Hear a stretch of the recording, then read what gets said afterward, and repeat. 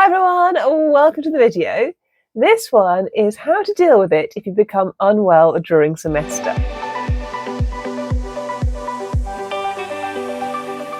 Hey, welcome back to the channel. If you're new around here, welcome along to our academic space.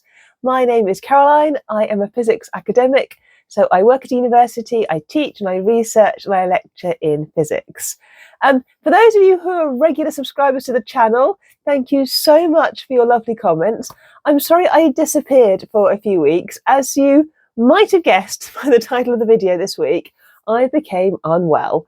The freshers, a horrible fever flu finally caught up with me and I had to take some time off work. So I thought in this video I'll chat a little bit about what happens if you get a temporary illness during semester.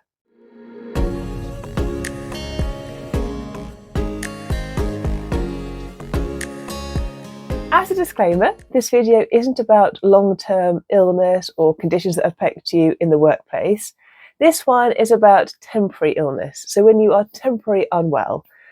So I went to a conference and then I travelled back and I gave a lecture, and it was that kind of, I guess, third week of a semester, so I could start to hear, quite a few coughs in the lecture theatre. I've been on quite a few train rides by that point in close proximity with other people. So it was kind of inevitable that at some point I would catch the cold or the flu or the sniffles that were going around this particular winter. Usually I'm quite lucky and I only get it mildly. This year there seemed to be quite a nasty strain of flu-y type fever. So it wasn't like full flu, but it did knock me out for a week. So I had my class on Monday. I went to university Monday morning. I did my morning supervisions, and then I started to feel quite unwell, a bit coughy, not really feeling with it. I could tell I was unwell because I have like a comfy chair in my office. So I had a bit of a power dozy nap thing, which I never ever do. Set an alarm to make sure I was alert enough to be able to give my lecture class. Went and gave my lecture class to a group of a really nice group of the students. That was fine. But then felt so ill afterwards. And yeah, that was it then. So then for the rest of the week, I wasn't able to attend university. So what do you do? Because of course I still had classes scheduled for the remainder of the week. So what do you do in that situation where you're not well enough to get in to give class, but the timetable still says that you have classes to teach?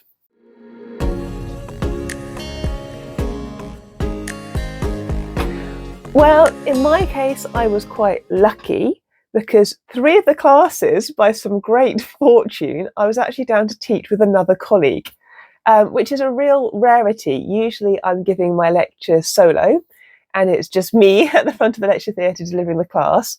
But on this particular week, I had a guest lecturer coming in for one of my classes. And for another 2 of my classes, I was actually tag teaming the class with another academic member of staff. So it was so lucky because this doesn't usually happen. But it meant there was somebody else as an academic already scheduled to be in that class at that time.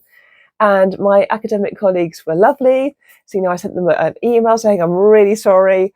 I just don't feel well enough to be able to come into work to teach this class.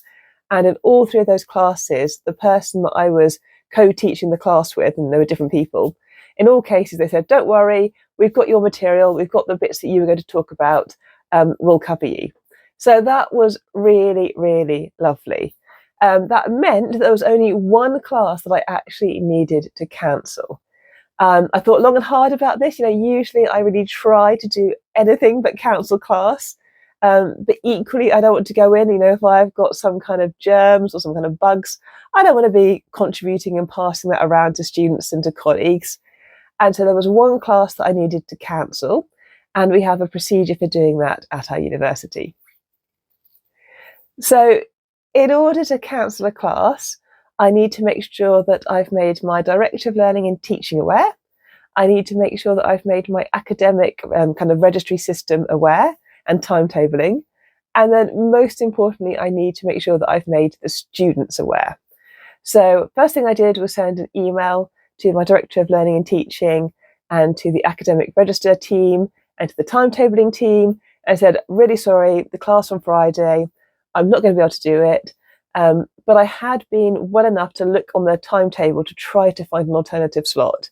So I found a slot for the following week.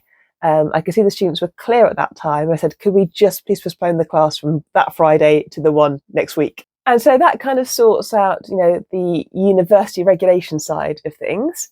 And then it's important to let the students know. Now, of course, timetabling will cancel the class in the students' timetables.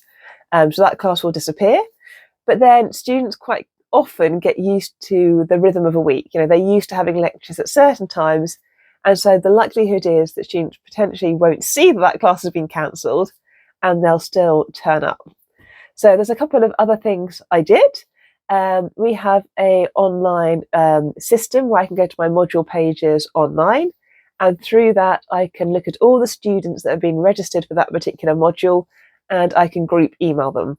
So I sent a group email to all the students registered for that class saying, really sorry, I'm not well enough to teach the class on Friday, but it's been postponed, and you'll see it appearing in your timetable for the following time when it's going to show up on their schedule.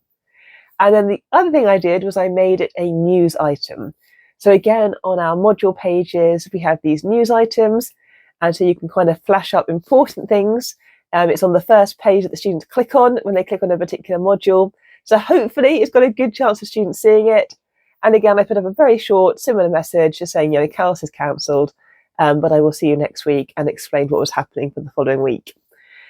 So I did that in my burst of 30 minutes, so feeling like I had some energy. And then I went back to sleep for the rest of the day and focused on getting better. So that was my kind of week. So I had the Monday where I kind of limped through and staggered through my classes. And then I had the Tuesday, Wednesday, Thursday, Friday, where my classes were either covered by colleagues, or in one case, I had to then rearrange it. And it's a really tough call to think, do I cancel class, or do I go in and teach it, or do I try to find a colleague to cover it? But in these kind of cases where you're looking at like a flu or something, I just want to get it out of my system as quickly as I can. And I know personally for me, if I spend a day or two actually recouping and getting stronger and better again, I can then get rid of it quicker.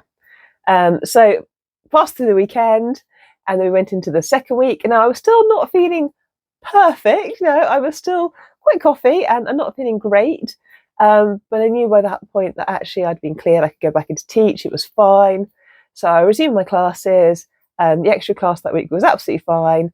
And, then we're back to normal, and away we went with the semester. And I would say it's good to know the process of how to cancel or move a class before you actually need to do it. So don't wait until you feel unwell or something happens in order to move a class.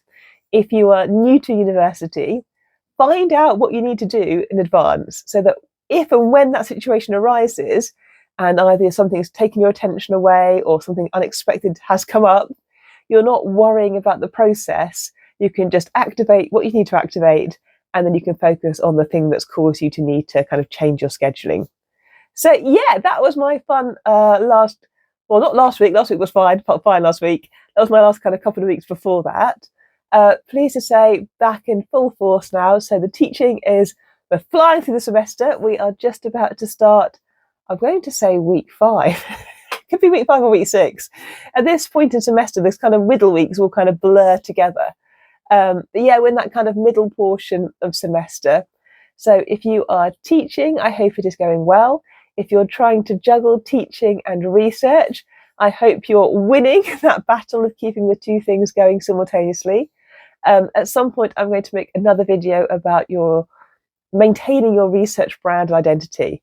And I think that's really key as we go through a teaching semester. If you are an academic that needs to research as well as teach, making sure you're being live with your research profile actually throughout the whole semester. It is a challenge, but it is something that's really, really important. So I will definitely talk about that one in the future. But in the meantime, I hope things have been well with you. I hope things have gone smoothly with whatever you're up to. Thanks for having me with me when I was away for a couple of weeks.